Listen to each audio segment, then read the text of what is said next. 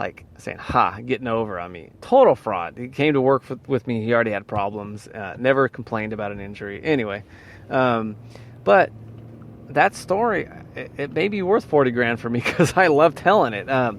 Anytime I feel, bad about the pool of people that I'm looking through to hire, I just, that I'm reminded of that story, so it helps me pick better people moving forward. And that's a show in itself. But it's, when I hear about, he hanged himself, I'm thinking drugs, and it's just like, God, just find somebody that used to do drugs or is doing drugs but doing them responsibly. And I know that sounds crazy, but I'm sure, I don't know this to be the fact, but I'm sure there are functional people doing whatever he was doing. It's just, life's about balance, I never did drugs. Other than, when I get my my colonoscopy, they give me, I think, Valium and Percocet, whatever, and I can understand why people get addicted to drugs, but I'm smart enough to know it's easier not to get in the water than it is to get out. Mark Twain said. So I never started it, but every once a year, I tell you, man, when I hear, I gotta go get the colonoscopy, I'm like, oh yeah, I get those drugs again, huh? It's my only relaxing day, I think, sometimes, is when that happens. But not to mention the stuff I got to drink ahead of time. It's cleans you out, speaking of enemas.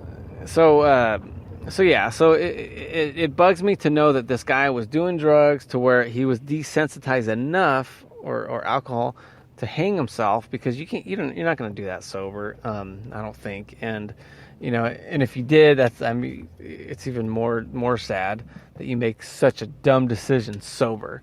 So I just wish that, that we can all get over our egos and just talk to people, because think about your situation, something that you've gone through in your life. And what if somebody came and asked you for help? Somebody will come and ask you for help. I guarantee you it will come up. And think about it. If you kill yourself, now you're not around to answer to help that person, especially if it's a loved one. But the other thing is, you're gone, and somebody could have just said something, and you'll say, I didn't even think of that. And now you're done. That's it. You're over with. I mean, I always say, find somebody that does something for a living, and that's all they do, whether it's a therapist. And even a therapist, you get a kid therapist if you're a kid, a couples therapist if you're a couple. I forgot there's so many different things. Because I think my wife and I, we started to go to therapy, like marriage counseling or whatever. And I think everybody could use a good counselor or therapist. Emphasis on good. But imagine if everybody that was going to commit suicide just talked to somebody. These helplines are free. I remember I used to volunteer. I wanted somebody just to talk to me. I just want to sit there and listen. I took all these stupid classes, and and what if all these people just asked one person, called one person, texted them, go on Instagram. There's freaking people that are will respond to you, and how many of those people, I guarantee you 75% of them would not have done their decision if they listened to wise people. And the fact that they don't regret it, it's not like they're going to do it the next day. I mean, literally, they'll have the rest of their life. And I think a lot of people that, let's say they try to commit suicide and they don't do it successfully, they go on the rest of their life because it was just, they were at the bottom of the bottom. They had the bottom of a situation. You lose your money, you lose your girl, you lose your job, you lose your momentum in life, and now you're at the bottom of the bottle and you're not thinking straight. And all you need is one day, one good conversation with somebody, and everything gets turned around, a total 180.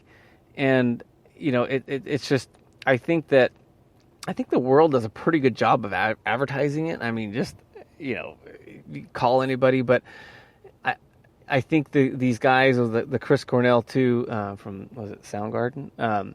You live in a world where, with Instagram, you're seeing everybody do everything, and then you have these thousands of fans, and what happens is, what else is there after that? So that's why I happen to be a religious person, because I feel like we're created with a void that only God could fill, and we're trying to throw everything at it but the kitchen sink to try and fill it.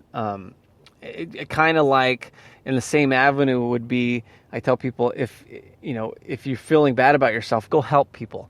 You help people, and wow, that is more fulfilling than any any new car or new anything, because the new car will fade. The helping people, I still remember how I felt when I helped people years ago.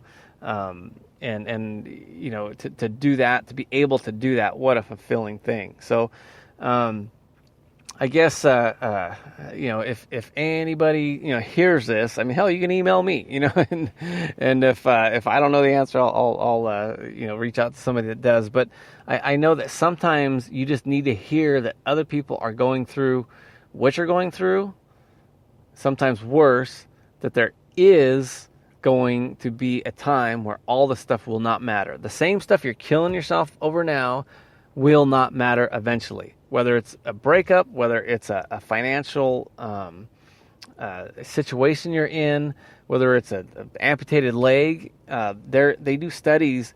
They say people that lose their limbs, sometimes it takes them a couple years, but they will return to as happy as they were or as sad as they were. It has nothing to do with losing the limbs. It's just how you're wired. So I think, obviously, we can all work on ourselves, but just start working on it, but you take the immediate thing is you got to be alive to work on it. So let's get yourself, to where you're still, above water, breathing oxygen. And then, you start working on the other things, how to build momentum. And there's so many motivational sites, I try to have one as much as I can. But just take it, whatever works from you here and there. But the nice thing about the thing I try to do is I am not an athlete. I'm not like one of these super computers when it comes to data and this, that, and the other. So when I find stuff that works, it's a very, I don't want to say easy, but it's a way of doing it for people that aren't just on the spear of everything. Because one thing I can't stand is when these people, they say, oh, this is what you got to do, this is what you got to do.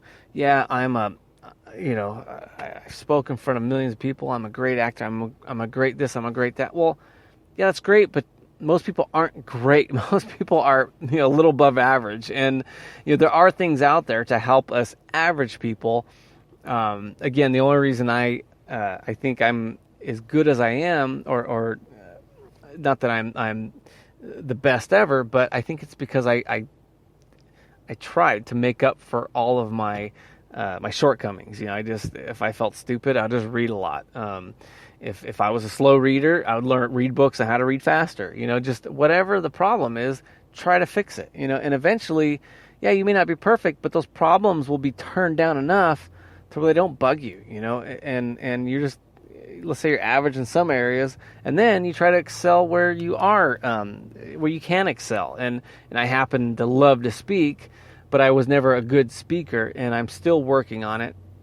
And I'm doing a podcast, and I'm getting better and better. And luckily, I started at a young age speaking. I haven't shut up since.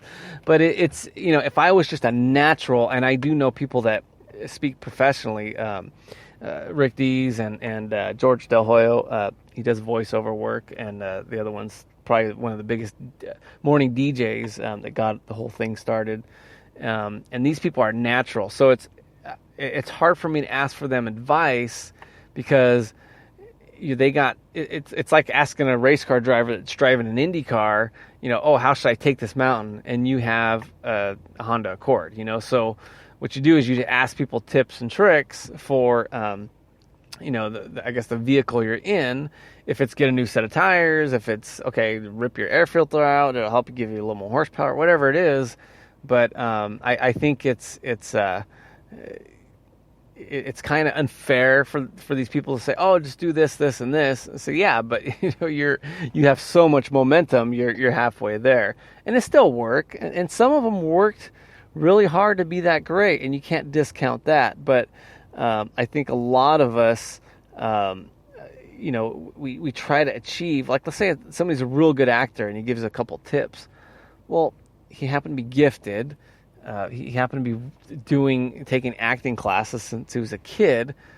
And so he needs to include all that, and a lot of it is, hey, he has a voice from God, or he just has a great memory to memorize lines. And so it could put somebody else at a disadvantage, So as long as we're honest about everything and we know what we're dealing with, I think we should all be okay with the answers. And just don't be so hard on yourself when you're not like that guy on Instagram or Facebook, because again, they could be at a tremendous advantage in certain areas, but don't hold your breath and say, "Oh, that guy's lucky." No, because believe it or not, he may be looking at you one day and saying you're lucky for you having worked some of your stuff out and you being confident with yourself and feeling good, the way that only somebody that works through their own problems can do. All right, guys, take care.